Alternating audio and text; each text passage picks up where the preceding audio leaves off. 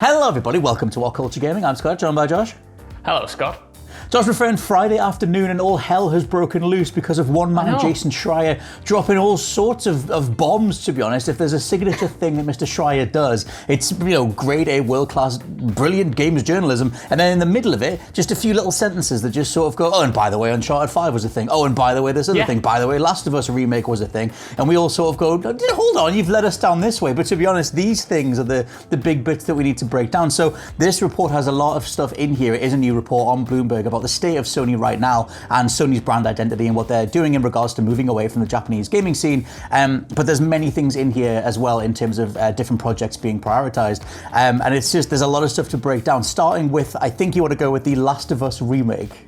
Yes, so first off, I'll just say right now, The Last of Us 2013's The Last of Us, which came out on the PlayStation 3, Naughty Dog's The Last of Us, the game everyone has played, is getting a PlayStation 5 remake. It's currently in production at Naughty Dog itself. No one knows when it's coming out, but presumably it's going to be out soon. It's not just like a remaster like the PlayStation 4 remaster was. This is like a proper remake. Everything is getting changed around. Things are getting really boosted. Mechanics are changing and stuff like that. But there's a really interesting history behind it, and that's what the crux of Schreier's report is essentially about, because it's essentially chronicling the creation of Sony's secret San Diego studio, which we've been doing videos on for a while now. A lot of people thought they were making Uncharted 5, but this has cleared it up. Apparently, Sony's Visual Arts Service Group has been a support studio that's helped Sony ship, some of the biggest games of the PlayStation 4 era, including, Spider-Man, Uncharted, Last of Us, stuff like that. They've always been this really solid support group. But the founder of that group wanted to make another studio within that, using 30 of the developers, to essentially create something that they could call their own, something that they could work on from beginning to end.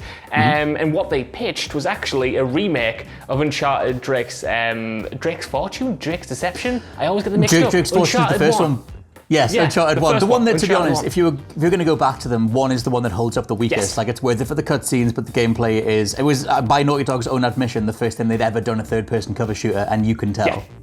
Yes, totally. So they recognized all of that, and they were like, right, we can go back, make a PlayStation 5 version that completely rebuilds it from the ground up and modernizes it in a completely different way compared to Bluepoint's remaster, which came out a few years ago. They figured that might be a hard sell, considering they hadn't made a game by themselves before. So instead they were like, well, it'll probably be cheaper and easier to do this for The Last of Us. So they pitched that, and they were working on it for a little bit since 2018 to 2019. And then eventually the head of Worldwide Studios, I think it's Herman Holst. Yes, the dude that used to work for Guerrilla, yes.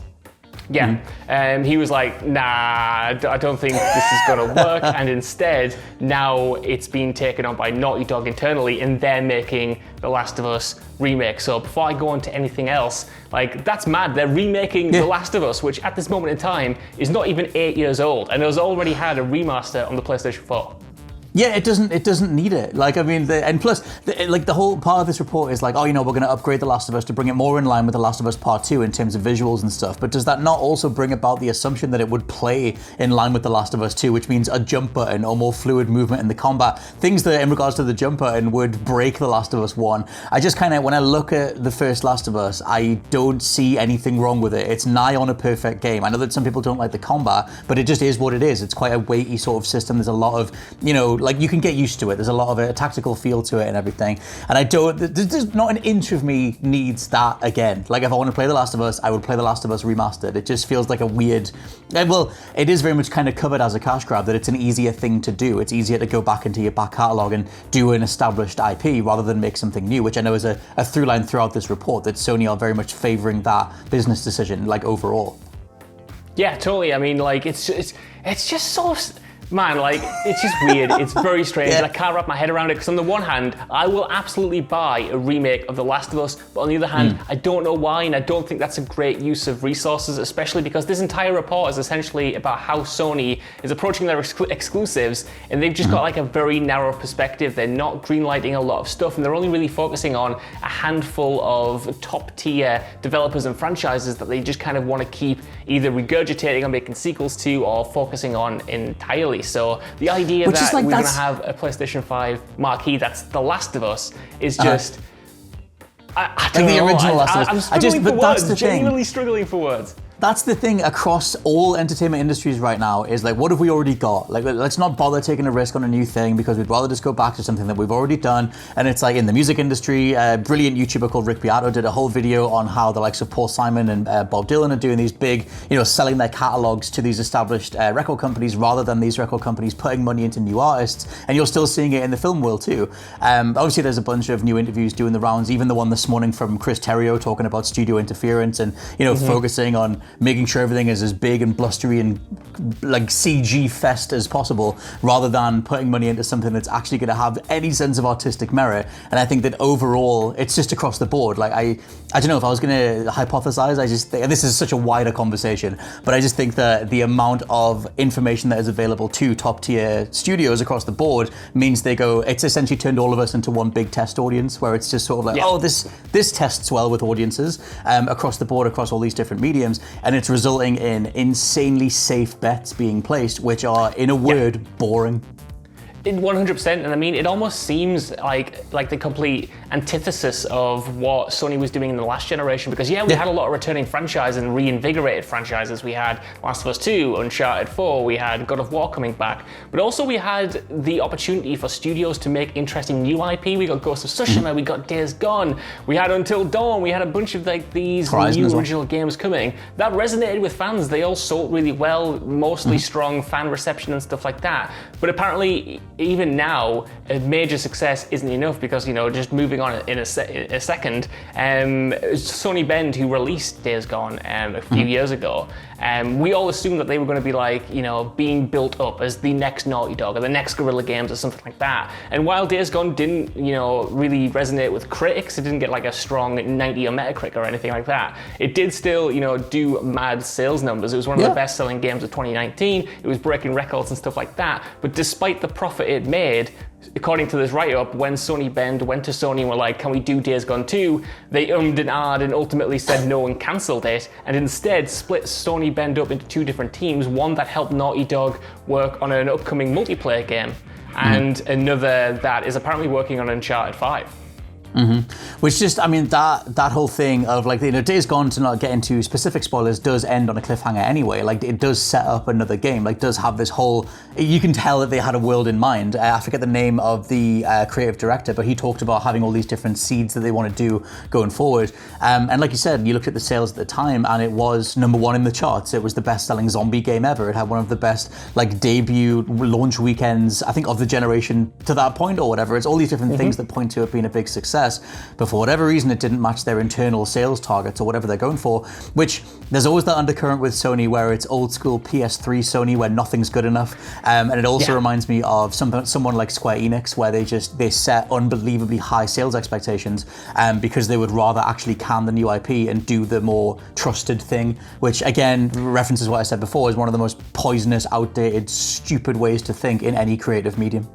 Well, the weird thing with Days Gone is apparently it didn't even not meet their internal estimates. Apparently it exceeded them, but the Schreier cites that apparently it's because it had a long production, and to be fair, it did. It had a really long, troubled production, and also because it didn't resonate or win a bunch of awards critically.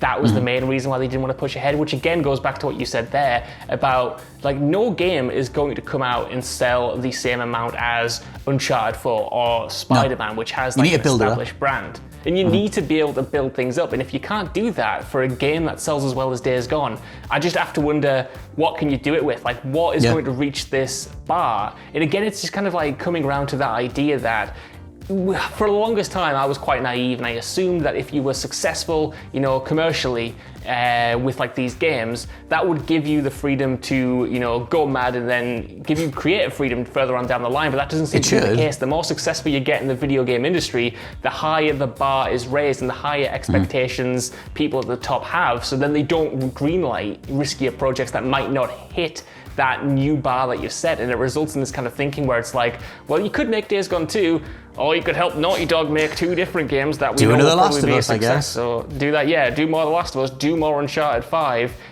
Fortunately, Sony Bend, at the end of this article, Schreier states that the team working on Uncharted 5 voiced their displeasure and were we don't want to do this, we want to make something new, and they are working on a new game instead of Uncharted. Well, I was calling it Uncharted 5, it was going to be a continuation of Uncharted. And they're working on their new game, but that's still not going to be Days Gone 2, so it's Right. Where are we? One last thing as well is that the report touches on the fact that Sony are literally saying to insiders as part of the report that they're not interested in making Japanese games for the Japanese market anymore, citing the likes of Gravity Rush, and obviously previously when these conversations have happened, the likes of Ape Escape's been brought up, and the whole shuttering of like Team Asobo, or like moving away from that identity, which for me is just one of the biggest problems you could have. Like, I just don't know why they're so against their origins. One of the things that made Sony so lovable, especially in the early days, was that slate of titles that were exclusives, that were known as, like having all those qualities that made them charming and made them playable. And I just think it's weird. It goes alongside everything else that we said, moving into that sort of nebulous space of just high selling everything, but without any definable traits.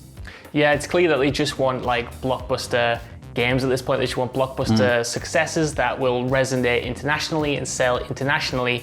And while obviously it's nice to have those, I think that as an entire business model, it just snuffs out like creativity. You bring up all the time, Scott, the Rockstar of the 2000s, when they were like so prolific. They were making a bunch of different games, some of them hits, some of them not so much hits, but still really good and still really interesting. But now they're at this point where like they just pump out one game like every 6 years or something. And it's a massive success, sure, but it means we only get Red Dead, we only get Grand Theft Auto, we don't get games like Bully 2 or Rockstar's Table Tennis 2 or anything like that. It sucks for a brand like Sony especially, which we have been championing like their diversity in terms of like their portfolio for this entire generation. And to see a team like Bend especially not get the chance after making Days Gone to go on to bigger and better things and instead have to worry about becoming not Rockstar North, Naughty Dog North, as they say in this write-up. It's just, it's a little disheartening, to be honest. I've tried to defend Sony for like this entire year so far. Now I'm just at the point of genuinely worrying about